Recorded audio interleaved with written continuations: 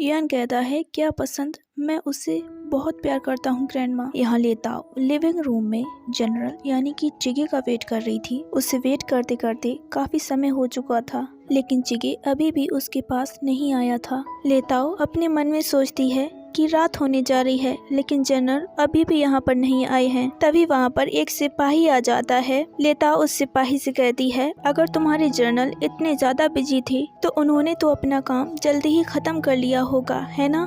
तो फिर अभी तक वो यहाँ पर क्यों नहीं आए हैं? एंड तभी अयान कहता है, जो हमने आपको बताया था, क्या वो बात आपने अपने जनरल को बताई? वो गार्ड कहता है, हमारे जनरल आज बुरे हालातों में हैं और उनका मूड भी खराब है। लगता है कि वो सच में अपने कामों में बिजी हैं। लेताओ कहती है, अयान इन पर अपना वक्त बर्बाद मत करो, बकवास बातें बहुत हो चुकी। तुम जाओ और अपने जनरल को जाकर बता दो, अगर वो जल्द से जल्द यहाँ पर हमसे मिलने के लिए नहीं आए तो मैं उनकी इस मेंशन को बर्बाद कर दूंगी, तोड़ फोड़ डालूंगी। वहीं अयान पीछे से कहता है, हाँ मेरी फियांसे बहुत ज्यादा ताकतवर है। वो गार्ड भागते हुए जाता है एंड कहता है, ठीक है मैं अभी जाता हूँ, मैं अभी जाकर बताता हूँ।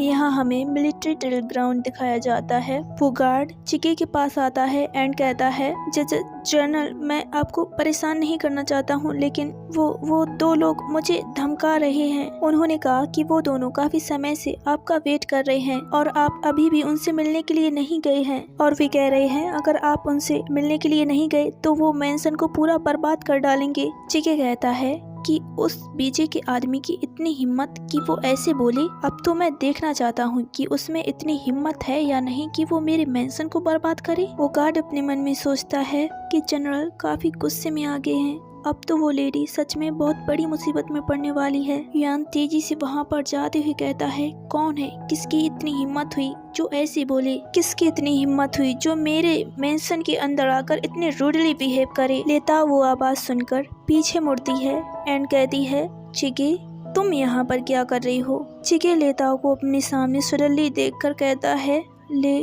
लेताओ। एंड फिर चिगे अपने मन में कहता है कि ये लेताओ क्यों है और वो बीजी के थर्ड प्रिंस के साथ यहाँ पर क्या कर रही है? चिगे तुमने बिल्कुल गलत किया, तुमने अच्छा नहीं किया।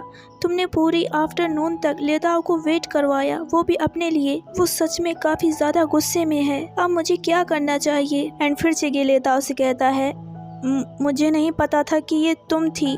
अगर मुझे पहले से ही पता होता कि ये तुम हो तो मैं सच में तुरंत ही तुमसे मिलने के लिए आता। लेताओ मुझ पर विश्वास करो, मैंने ये जानबूझकर नहीं किया। लेताओ कहती है, कोई बात नहीं, मैंने भी नहीं एक्सपेक्ट किया था कि ये तुम होगे। क्या तुम योंग सिटी में आर्मी के लिए आई हो? वो गार्ड अपने मन में सोचता है, जनरल एक्चुअली उनसे माफी मांग रहे हैं। क्या जनरल बीमार हो गए हैं? मुझे डर लग रहा है। एंड फिर अयान कहता है, क्या तुम दोनों एक दूसरे को जानती हो? लेताओ कहती है, हाँ हम दोनों पुराने फ्रेंड्स हैं।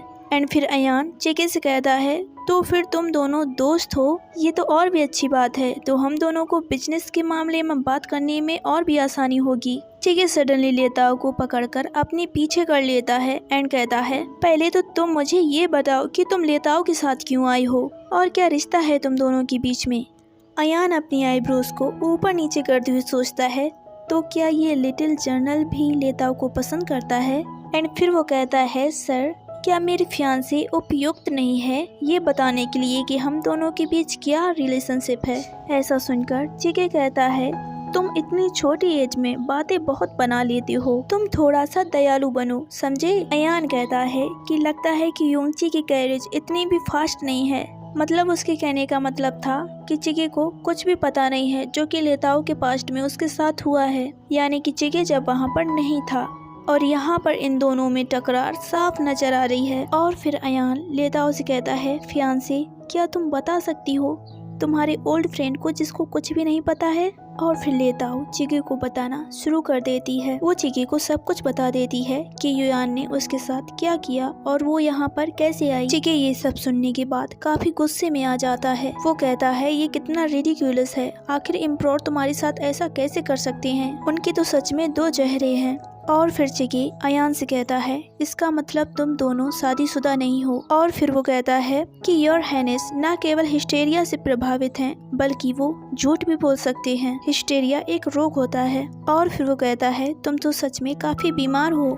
ऐसा सुनने के बाद अयान अपने मन में सोचता है, अयान अपने आप को कंट्रोल कर लो, बर्दाश्त कर लो अभी के लिए ये सब। तुम्हें यहाँ पर जीतना है, तुम यहाँ पर बिजनेस के बारे में बात करने के लिए आए हो। और फिर अयान चिगे से कहता है, लिटिल जनरल, हम दोनों यहाँ पर बीजी का प्रतिनिधित्व करते हुए बिजनेस के बारे में बात करने के लिए आए हैं। चिगे कहता है, तो फिर ठीक है, चलो चलकर बात करते हैं। अब सीन चेंज होती है। यह सीन हमें बीजे की ट्राइब की तरफ दिखाई जाती है। वो ग्रैंड माँ युआन से कहती हैं, योर मैजेस्टी, आपने बहुत हार्ड वर्क किया है। अगर उन्हें ये पता चला कि पर्सनली आपने उनके लिए ये सब बनाया है तो उन्हें डेफिनेटली ये सब जरूर पसंद आएगा। युआन कहता है, अगर उसे ये सब पसंद आया तो मुझे मेरी मेहनत का फल मिल जाएगा। और वो अपने मन में सोचता है कि मैं उसका इंतजार कर रहा हूँ, पता नहीं वो कब वापस आएगी। यहाँ पर ऑलरेडी काफी रात हो चुकी थी, लेकिन युआन अभी भी लेताओ का वेट किए जा रहा था। तभी वहाँ पर चीफ मिनिस्टर आते हैं एंड कहते हैं, योर मैजेस्टी, मैंने सुना है कि प्रिंसेस लेताओ वो थर्ड प्रिंस के साथ बाहर गई हैं बिजनेस के मामले में, और उनका कोई पता नहीं कि वो कब वापस आएगी। योर मैजेस्टी, काफी रात हो चुकी है,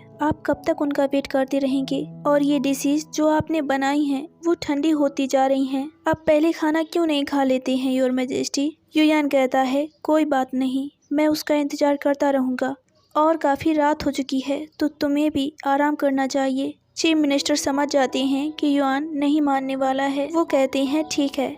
इतना कहते ही वो वहाँ से चले जाते हैं। और युआन अभी भी लेताओ का वेट कर रहा था। वो सोचता है, जब कोई इंसान किसी का वेट करता है जिसे पता भी ना हो कि वो कब आने वाला है, तो क्या उसकी फीलिंग ऐसी होती है? किसी का वेट करना इतना दुखद होता है जो कि बर्दाश्त ना हो। और फिर वो सोचता है, क्या लेताओ भी ऐसा फील करती थी जब मैंने उसे फेंगफी प्लेस में बंद कर दिया था। फिर सीन हमें योंग सिटी की दिखाई जाती है। यहाँ पर चिगे कहता है कि वो चीज आर्मी के लिए काफी इम्पोर्टेंट है। अगर ऐसा है तो मैं वहाँ पर खुद जाऊँगा और प्रोडक्ट को चेक करूँगा, उसके बाद ही मैं कोई डिसीजन ले सकता हूँ। और साथ ही तुम बिजनेस के बारे में बात कर रही हो, ये डिसीजन मैं अकेले नहीं ले सकता हूँ, पहले मुझे अपर मैनेजमेंट से हामी भरनी होगी। और फिर लेताओ चिगे से कहती है, इतना हार्ड वर्क करने के लिए थैंक यू चिगे, अब हमें जाना चाहिए। चिगे कहता है, तुम लोग जा रहे हो लेताओ, क्या तुम 5 दिनों तक यहाँ पर नहीं रुक सकती हो? मेरे फादर अदर मिलिट्री कैंप्स में मीटिंग के लिए गए हैं और वो जल्द ही वापस आने वाले हैं। काफी समय हो चुका है, मेरे फादर ने भी तुम्हें नहीं देखा है, तो फिर तुम उनसे भी मिल लेना। लेताओ कहती है, वेल मुझे जाना होगा, अपने फादर से मेरी तरफ से प्रणाम बोल देना। और चिगे, तुम काफी बड़े हो चुके हो और काफी समझदार भी, मुझे अच्छा लगता है कि तुम मेरे दोस्त हो। और जब तुम कैपिटल से बाहर आए थे तब मैं तुमसे नहीं मिल पाई थी, उसके लिए सॉरी, और अब मैं जाती हूँ। और फिर वो अयान के साथ वहाँ से चली जाती है। और वो उसे जाते हुए देख कहता है, लेताओ, मैंने ये सब तुम्हारी वजह से किया था। थोड़ा आगे आने के बाद अयान लेताओ से कहता है कि तुम्हारे ओल्ड फ्रेंड को देखने के बाद मुझे लगता है कि वो तुम्हें बहुत पसंद करता है। लेताओ, तुम सच में रूथलेस हो। लेताओ इस बात का कोई जवाब नहीं देती है एंड वो शॉप में सामने एक जैकेट को देखती है जो कि उसे पसंद आ जाती है। वो सोचती है कि ये जैकेट तो बिल्कुल वैसी है जैसे कि युआन पहने हुए था। बीजी में वैसे भी काफी ठंड हो रही है तो मैं उसके लिए कुछ जैकेट खरीद लेती हूँ। और फिर अयान कहता है, लेताओ, काफी रात हो चुकी है तो क्यों ना आज रात हम यहीं योंग सिटी में एक प्लेस ढूंढ लें और वहीं पर रुक जाएं। हम लोग सुबह वापस लौट जाएंगे। लेताओ कहती है, भूल ही जाओ, यह बेटर होगा कि हम जल्दी वापस लौट चलें। और फिर वो उस शॉप के अंदर आती है और कहती है कि मैं उस जैकेट को खरीदना चाहती हूँ तो प्लीज आप उसे पैक कर दीजिए। वो शॉप के मालिक उस जैकेट को पैक कर देते हैं। अब लेताओ वापस आ चुकी थी। वो अपने चैम्बर में आती है एंड कहती है, ओह फाइनली मैं वापस आ गई, मैं काफी ज्यादा थक चुकी हूँ। और वो सामने जब युआन को देखती है तो युआन कहता है, लेताओ तुम वापस आ गई। लेताओ सडनली युआन को अपने सामने देखकर कहती है कि एम्प्रोर यहाँ पर क्या कर रही है। और वो उस जैकेट को पीछे छिपा लेती है जो कि उसने शॉप से खरीदी थी। लेताओ अपने सामने टेबल पर उस फूड को रख के देख कहती है, लेताओ उन फूड को देखकर कहती है कि मैं ऑलरेडी योंग सिटी में अयान के साथ खा चुकी हूँ, और क्या तुमने खाना खाया? युआन अपने फेस को लटकाते हुए कहता है, क्या सच में? लेकिन मैं तुम्हारा इंतजार कर रहा था। सो इसी के साथ ये चैप्टर यहीं पर ख़त्म होता है। So thank you for watching and bye bye.